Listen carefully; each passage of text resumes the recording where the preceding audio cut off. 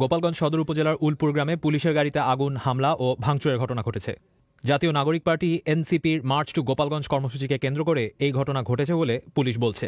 কারা হামলা করেছে জানতে চাইলে গোপালগঞ্জ থানার ওসি সাজেদুর রহমান জানান, ছাত্রলীগ এই হামলার সাথে জড়িত।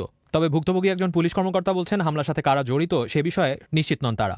সামান্য একটু রাস্তা থেকে ভেতরে যাওয়ার ওইখানে দেখি অনেক লোকজন জড়ো হয়েছে। তো ওই লোকজন জড়ো হওয়ার কারণে স্যার জিজ্ঞেস করছে যে আপনারা এখানে কি জন্য আসছেন।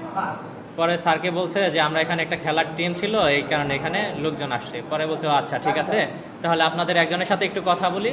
তো যখন এই কথা বলছে তখন ওনারা বলছে যে আপনি আমাকে ধরলেন কেন। পরে এই কথা বলে ওরা পেছন থেকে যারা ছিল ওরা একসাথে চলে এসে আমাদের উপর এরকম আঘাত করে। না, ওরা আসলে কিভাবে বা কি বিষয় আসে এরকম কোনো কিছু নেই, ওরা সরাসরি আমাদের উপরে আঘাত করছে। তিনি বলছিলেন, সকাল 10:45টার দিকে 40-50 জন একত্রিত হয়ে পুলিশের গাড়ির উপরে আক্রমণ করে।